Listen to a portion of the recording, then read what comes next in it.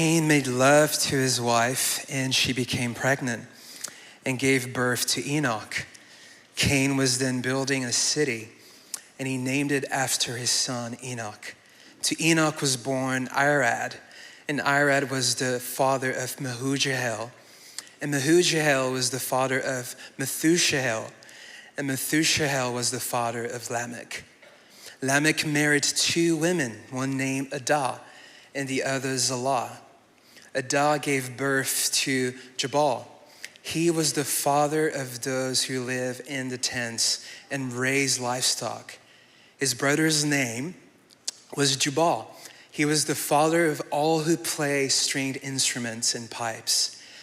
Zillah also had a son, Tubal-Cain, who forged all kinds of tools out of bronze and iron. Tubal-Cain's sister was Naamah. Lamech said to his wives, Adah and Zillah, "Listen to me, wives of Lamech, hear my words. I have killed a man for wounding me, a young man for injuring me. If Cain is avenged 7 times, then Lamech 77 times. Adam made love to his wife again, and she gave birth to a son and named him Seth, saying, God has granted me another child in place of Abel, since Cain killed him. Seth also had a son, and he named him Enosh. At that time, people began to call on the name of the Lord." This is the word of the Lord. Thanks be to God. Thanks, David.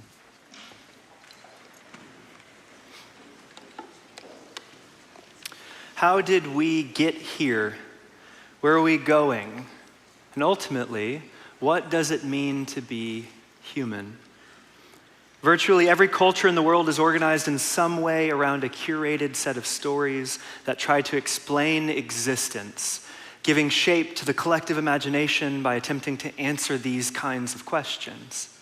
Take the Enuma Elish, for example. 3,000 or 4,000 years ago, the Babylonians started telling this ancient origin story in which humans, you and I, are born out of violent warfare among the gods.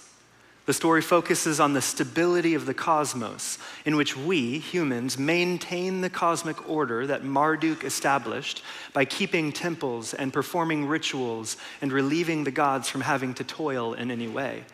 In this story, to be human is to keep the gods happy. But also consider our own nation's story. In the story of America, while we too were born out of war, it was against a tyrant oppressor.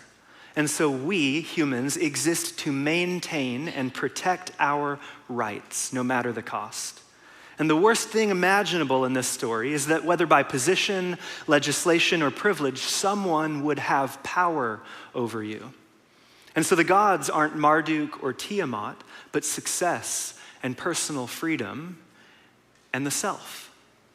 In this story, to be human is to protect one's autonomy, to preserve the right to life, liberty, and the pursuit of happiness. Now, there are countless other stories, old and new, that all try to answer the question about what it means to be human, about why we're here. We can all recite many of them. They tell us to live our truth or to work so that you can live happily ever after. The problem is, very few of these stories actually tell the truth about what it's like to be a human being. These stories try to offer us characters to be purely admired as heroes or purely despised as villains. But you and I know that being human is way more complicated than that. All of us are a bundle of mixed motivations and intentions and emotions with seeds of good and seeds of bad at fight for land in our hearts. The problem we find is that it's rare that a story explores the complexity that you and I experience when we look in the mirror. So we don't just need a better story, we need a more honest story. And that's why as followers of Jesus, we don't live by the Declaration of Independence any more than we live by the Enuma Elish. We live by the better story of the scriptures. For the next 3 summers, we are going to explore our story's beginning as it's told in the scroll of Genesis. In this better story, we aren't created out of violence between gods or violence between nations, but out of overflowing love. And we aren't here to protect our autonomy or our rights, but to partner with this God in overcoming the chaos monster and restoring and renewing the entire world as we love and are loved by this God. But it's not just a better story, it's also a more honest story. See, in our story, God doesn't pretend that the pain of reality doesn't exist or that it's a thing of the past that we no longer have to worry about. God names the pain, and then he comes close enough to touch our reality so that he might decontaminate and sanctify it. God is determined to tell the whole story with brutal honesty, because only when something dies can it be raised to life again. God, then, we find in this story, is not waiting for us to get our life together before he'll show up. He's not impatiently waiting, twiddling his thumbs while we finally graduate, or until we break a bad habit, or until we get the kids out of the house, or have a slow season at work, or find the right person to be with for the rest of our life. Instead, this God is interested in what it's like being the mom of a toddler, or someone struggling to find work, or a couple who desperately wants to get pregnant, or another couple who accidentally got pregnant. To be a teenager living with the anxiety as she navigates the most media-saturated culture that's ever existed in the world. To be somebody who struggles day in and day out with chronic illness. God is concerned about mental health and making budgets, about puberty and job interviews, about gardening and family drama. God cares about our joy and our sadness, our temptations and our victories, our growth and our brokenness. And so he doesn't try to sugarcoat or gloss over the brokenness when he tells the story, choosing instead to push deeper into it, deeper into the brokenness, because he is willing for seeds to be planted and to bloom in every possible soil. And so the Bible tells a unified story chock full of actual people like you and me, people with real pain and real struggles, practicing obedience in fits and starts. Think about the characters in this story. James and John, the power-hungry. Peter and Judas, the betrayers. Thomas, the doubter. Paul, the murderer. These are the people that he picked. Why didn't God just keep the stories of radical obedience and inspiring faith and cool miracles and ignore the rest? Why talk about how often the disciples were afraid or failing or complaining or falling asleep or accusing each other or going back to their old ways? Why does God insist on including the mess? Because he's not afraid of it. A doctor who has a cure can speak of the problem plainly. So when we read his story, we find flawed people on its pages, and thank God for that, because I don't know about you, but I am flawed. The Bible creates a sense of safety by telling the story honestly. It doesn't hide anything. It tells us the truth. And as it reveals everything, we come to learn that the brokenness in us, the brokenness we see in the mirror, on the TV screen, out our car window, the brokenness in us and around us does not make God run away. It makes God draw closer. This story, our story, helps us to see that being human is really hard, and that's okay. And it's with this honesty that we find a text like this one today. Two family lines, two broken, imperfect families. I know you've never experienced that before, but two broken, imperfect families. One who gives themselves over to that brokenness, and another who, for at least today's text, does not. Just like our own families, we find that something will multiply and mature in our lives. It will either be sin or it will be God's kingdom. So let's dive in and talk about genealogies. There's something like a program malfunction in our brain when we come across a genealogy in the scripture or hear the word about it, where we just literally skip over it.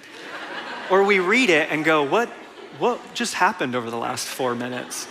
So I know when I said that word, most of you automatically tuned me out. Maybe 3% of you are excited, and at least 1% of you think I spelled genealogy wrong, because genealogy can't have an A in it. It does. That is a correct spelling of the word. Who knew? In ancient literature, genealogies were intended to do more than just track someone's family history. They were meant to invite you and I, hearers and readers, to find ourselves in the story. And though there are various genealogies throughout the Bible, bless God, we'll talk about another one next week, so get ready for that. There are only 2 lineages in the scriptures. Think back for just a moment to Genesis 3. After Adam and Eve ate the fruit, God cursed the snake who deceived them and said, "I will put enmity between you and the woman, between your offspring and hers." This begins a traceable pattern throughout the scriptures, the seed of the snake and the seed of the woman. And in Genesis 4, in our text for today, our author puts these 2 lineages in sharp contrast to each other. We have the line of Cain, the seed of the snake, and the line of Seth, the seed of the woman. And as we explored last week, when Cain was born, the Hebrew, Eve acquired or kanad Cain, it portrays Eve once again as a human who uses her God-given abilities to take her own blessing. The reader then is meant to have a keen eye on what happens next. What will come of this line whose legacy begins with a deceitful claim? It's a test. Will Cain repeat his mother's misstep, listening to the whisper of the snake? Or will he rule over the sin crouching at his door? Sure enough, when Cain has his own choice to make, he continues in the way of the snake and he kills his brother. So when we jump into our text today, we find that Cain built a city and named it after his son Enoch, which, first reading sounds like a pretty cool thing. But we're intended as the reader to assume that it's not a positive thing, since this city is coming in the line of Cain.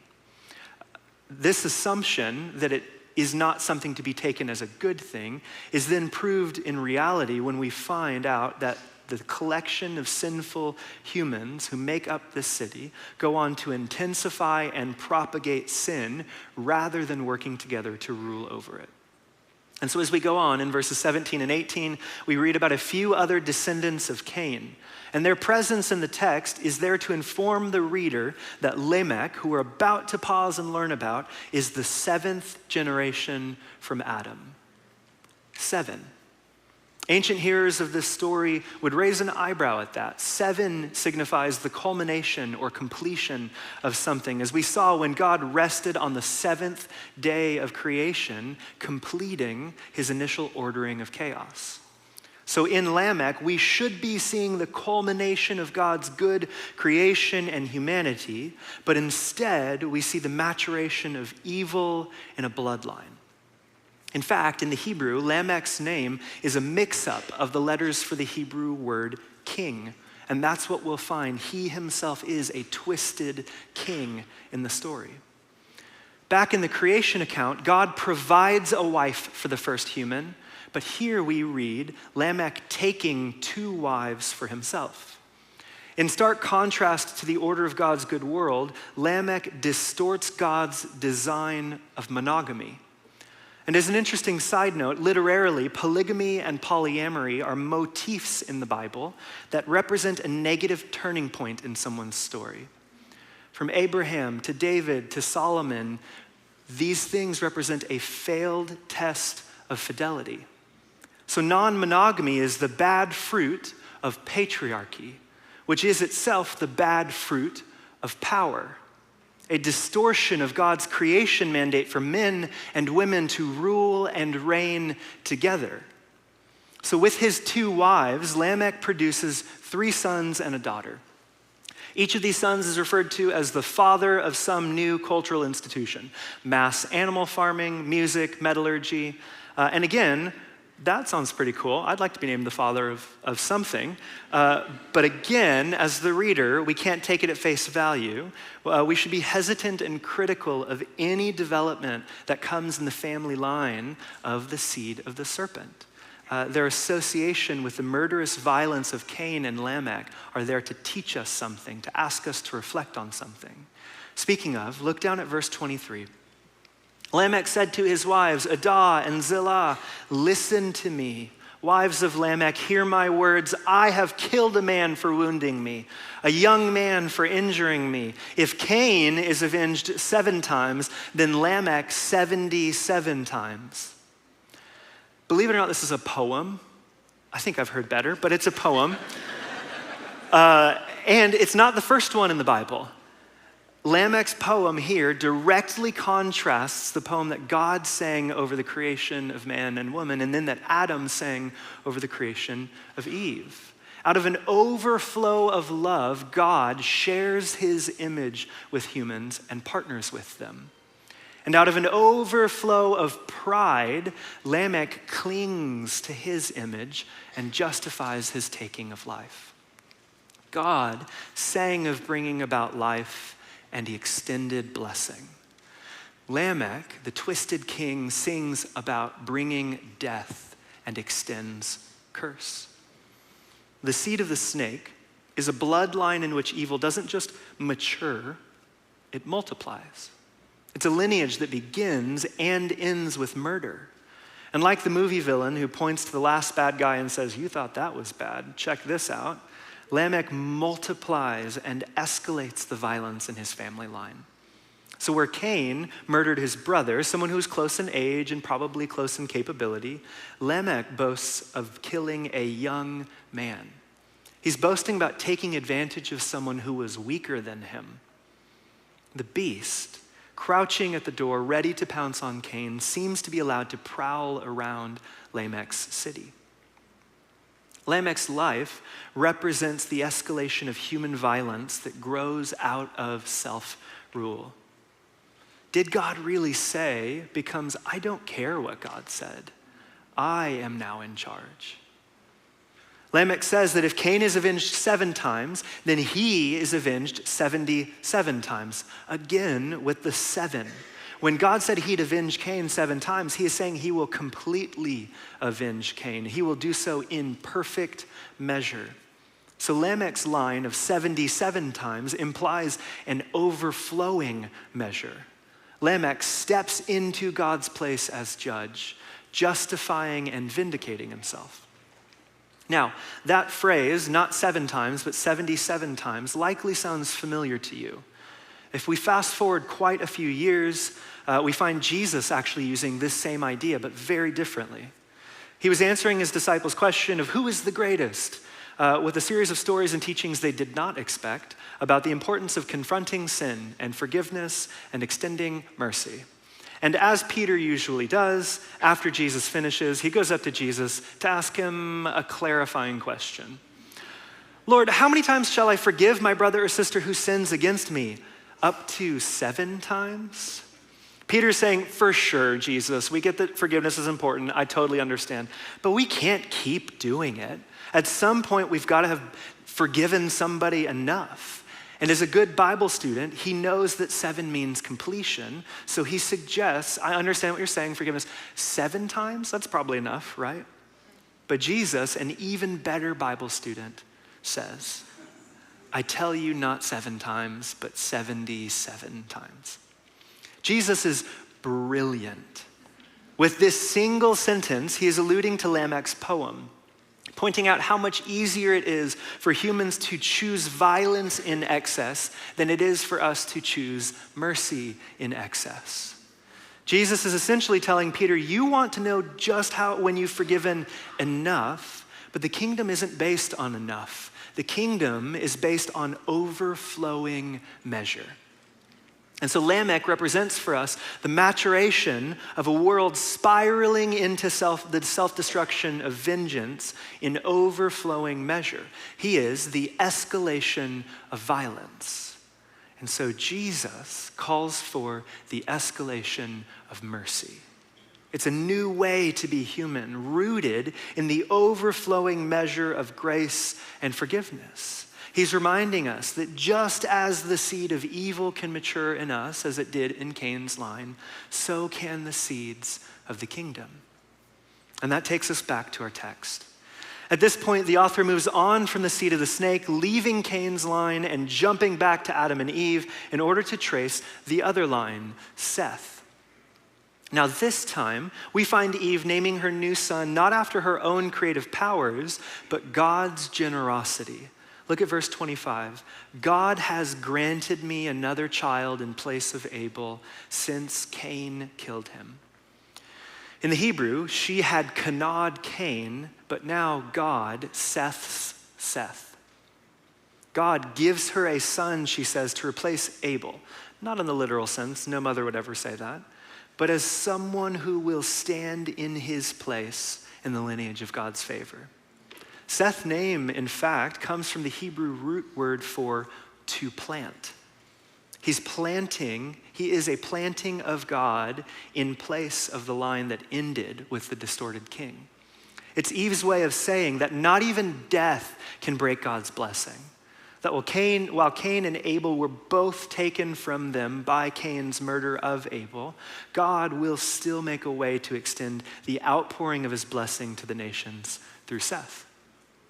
So we see this as Seth names his son Enosh, kind of like Enoch, but different. It means humanity. It's another sign for us, the author's way of letting us know that he's setting up a second father of humanity. Another sign of God's generosity and mercy, his determination to continue the seed of the woman. And while we'll trace that new path of redemption through the line of Seth next week more in depth, for now, we will pause where the author does with the final part of verse 26. Look down at your text. At that time, people began to call on the name of Yahweh. There's something striking to me about that sentence. If you back up to Genesis 1 and 2, we find that God's power goes forth through his words.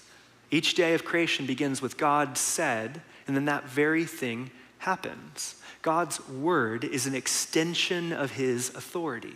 So much so that Jesus' friend John would later call Jesus the Word of God.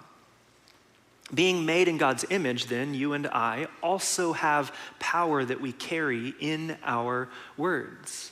And so in their words here, in the characters in our story, in their words, we find evidence for which lineage belongs to the seed of the serpent and which lineage belongs to the seed of the woman. What they did with their voices revealed something to us about what was inside of them. Or as Jesus would go on to later say, for the mouth speaks what the heart is full of. In the biblical narrative, the seed of the snake reflects autonomy and violence. It is marked by a fierce preservation of and determination for self-rule. I will decide what I do and don't do. I will determine good and evil for myself. I don't need you, thank you. And anyone who tries to do that for me is trying to control me or stifle me. And so I will use violence to protect my right to do whatever I want to do. Cain, his heart full of anger, speaks no words to God. And Lamech, his heart full of pride, speaks in God's place. But the seed of the woman, starting with Seth, begins a return to dependence and worship. At that time, people began to call on the name of Yahweh. The biblical narrative overwhelmingly teaches that we find freedom not in autonomy, but in dependence on God and interdependence with one another. Self-rule brings about loneliness and isolation and death. But when we surrender to our limitations, taking up God's invitation to re-enter into our actual lives, good, bad, ugly, the things we want, the things we don't want, only then are we truly free to be who we've been made to become. At that time, people began to call on the name of Yahweh. Interestingly, scholars point out that this is the first time in the scriptures that we see prayer. Beforehand, to be sure, Yahweh has intervened in the course of human history. But properly speaking, until Seth, no one had called on the name of God. That is, until the end of Genesis, there is no prayer. With the advent of Seth, however, something has changed in the relationship. The name of God can now be called upon for help and to honor. What will we do with the breath in our lungs? What will we say with our words? The seed of the serpent distorts blessing into curse, using words and actions to escalate violence and evil, and trying to take and make blessing for yourself. But the seed of the woman called on the name of Yahweh, asking for and allowing him to remove the curse and restore his intended blessing. As I sat with this passage this week, I found myself thinking about the concept of legacy, about those who'd come before me and those who may one day come after me. And it's kind of an odd thing to think about in a culture that places so much extraordinary value on the individual and is constantly encouraging us to distance ourselves from anyone who's come before us. In sharp contrast to the story of our country, which was founded on rebellion, the Bible makes challenging claims against radical individualism. For starters, the primary metaphor in the scriptures for God's people from beginning to end is family. We together are brothers and sisters, members of one body, intricately connected to one another. So as someone who has no clue what my great-great-great-grandparents did or where they lived, let alone what their names were, I usually skip biblical genealogies. But the Bible zeroes in on them because I think the Bible is trying to ask us questions like, what legacy have you inherited? And more importantly, what will you do with the legacy that you've inherited? Are you and I doomed to repeat the sins and mistakes that our parents and grandparents and great-great-great-great-great-grandparents made? Maybe we can avoid them by just ignoring them and pretend they didn't exist at all. Or maybe there's another way. In the next scroll over in Exodus, Moses asks to see God's glory. The Hebrew word denotes God's weight. He wants to feel the weight of God. It's an idiom that means I want to understand what you're about. And as God passes by, he does this. He tells Moses who he is. He says he is compassionate and gracious, abounding in love and faithfulness, slow to anger, abounding in love and faithfulness, maintaining love to thousands, forgiving wickedness, rebellion, and sin. He does not leave the guilty unpunished, and we're really tracking with him until he says he punishes the children and their children for the sin of the parents to the third and fourth generation. What? Hold on. Slow down. As we're learning around here, sitting in the discomfort that we find with some of these things in the scriptures, along with God, allows something beautiful to sprout. So rather than just move on, we dive in deeper. In this case, we notice how the poetic rhythm of this passage of God's words paints a picture of God's mercy as categorically larger than God's justice. God, we read, punishes sin to the third and fourth generation, but he maintains love to thousands. Or as Jesus' own brother would go on to say one day, mercy triumphs over judgment.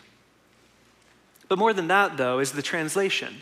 The NIV oddly translates the Hebrew as punish for some reason, when the word really just means to visit. It's not even necessarily a punitive word. As our friend John Mark explores in his book, God Has a Name, what's being implied here in the Hebrew is that sin runs in the family. Or as Pete Scazzaro says it in a different way, Jesus may be in your heart, but Grandpa is in your bones. Do with that what you will. That's a problem that we need help with. So God, determined to uproot sin, promises to mercifully trace it down generationally, giving each offspring the chance to eradicate it from their family line because sin has ripple effects. We saw it in our genealogy today. A child's sin impacted his parents. Cain's murder of Abel meant that Eve and Adam now had a son who was dead and a son who was estranged. But a parent's sin also has consequences on future generations. Their patterns of dysfunction or brokenness or trauma affects children and grandchildren unless they are interrupted by rescue and deliverance. Friends, praise God that we are not doomed to repeat the sin of the generations before us. With God's help and through his mercy and transformation, we can break free from the generational sin patterns that we inherit. There's so many stories in the scriptures about people partnering with God to change the direction of their family line from the line of the serpent to the line of the woman. It's part of why God is determined to tell the story with such brutal honesty. Joseph escapes dysfunctional patterns of family rivalry and jealousy to choose forgiveness. Rahab leaves a life of prostitution to become a mother in Jesus' own lineage. Jonathan rejects his dad Saul's insecure and murderous rule to sacrificially choose God's plan for his friend David.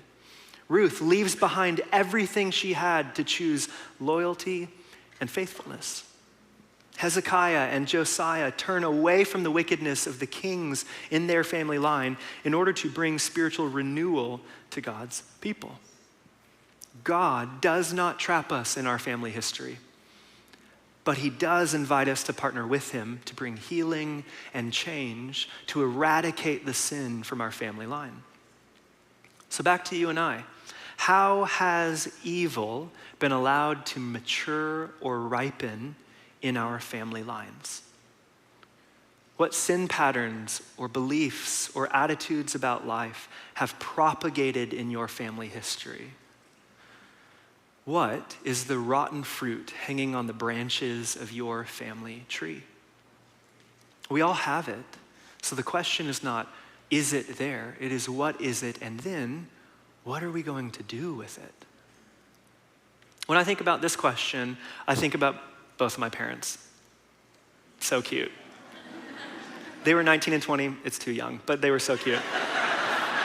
I think especially of my mom. To put it politely and to not tell her story for her, she grew up in a really bad, unsafe house. Drugs, alcohol, abuse, you name it, it was all there. And when she and my dad got married at 19 and 20 and had my twin brother and I the same year, can you handle the overalls? It's like, was this picture taken 35 years ago or was this picture taken last week downtown Portland? Do you know what I mean? Anyway. When my parents got married and had my twin brother and I, they were 19 and 20, and they were committed to their children not knowing what generations of their families before them had: divorce and abuse. In one single generation, God broke multiple generational curses. It's remarkable. It's the kind of thing that he does. And I am so indebted to him and to my parents for the way that they chose to live their life. Now, does that mean that my brothers and I will never experience divorce or addiction in our own lives? Of course not. Sin is still crouching at our doors as it was our parents' doors. But what it does mean is that my brothers and I got to experience life without the shackles that bound our parents. It is hard work, but as somebody who has inherited it, it is worthy work. It is good work. What will you do with the legacy that you have inherited? What does God want to do with your family story? What does God want to say about your family's past, about the legacy that you've inherited? How does he want to heal it or redeem it or restore it or use it? Or better said, what are you running from that you actually need to be rescued from? What are you running from that you actually need to be rescued from? So the question is not simply what will you do with the legacy that you've inherited, but very closely tied to it, what legacy are you leaving? It's so easy to look backward on our family tree and point bad things out. That's straightforward. Anyone can do it. Hindsight's 20/20. The harder question is, what legacy are you leaving? How are you allowing evil to mature or ripen in you? So it's not just what does God want to do with your past, it is, but it's also what does God want to do with your future? No matter how badly you wish it wasn't true, what you are or are not doing here and now matters. The choices that you make now matter. God is visiting the sin of your parents in your life. How are you angry the same way that your dad was angry? How is your mom's resignation about life living in you? How about your grandpa's pattern of infidelity or your grandma's inability to keep her commitments? You will leave a legacy. Whether you get married, whether you have kids or not, you and I will leave legacies. So what are they going to be? Will you quietly nurse your inherited generational curses to maturation? The envy, the addiction, the pain, the pride, the mental illness, the shame? Or will you do everything you can to break them? Will you, with Cain's line, declare yourself righteous and continue the curse? Or will you, with Seth's line, begin to call on the name of Yahweh? Will you take a step today to break that sin pattern? Whatever's been passed down to you was relational, and so your healing will be relational. Will you reach out and ask for help? Will you finally go to therapy? Will you join that 12-step program? Will you start a confession group with friends to pray for and receive forgiveness together? Because friends, the enemy would love for you to believe that you're stuck, that there is nothing you can do, that the sins that have been passed down to you are just yours to live with, but it's not true. The mercy of God is new every morning. And even if you struggle with this thing for the rest of your life, this thought, this behavior, whatever it is, that's okay. Your legacy can still be that you did everything you could to fight against it. That you were determined to the end to not let it get the final say in your life. It makes me think of one of my favorite sayings from the 7th century monk, Isaac of Syria. Do not fall into despair because of your stumblings, for you should not consider them incurable. There is a healer. What will you do with the legacy that you've inherited?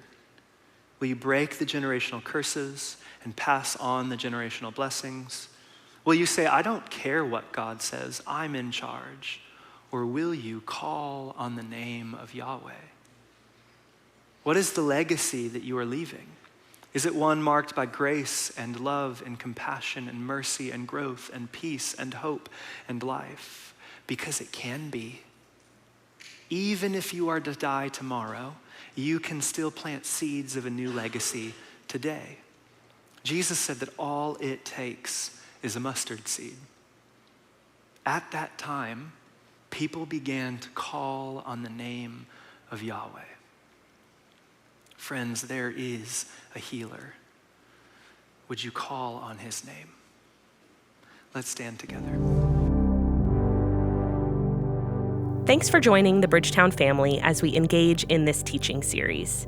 To learn more about the life of our church and how you can get involved, visit bridgetown.church/welcome.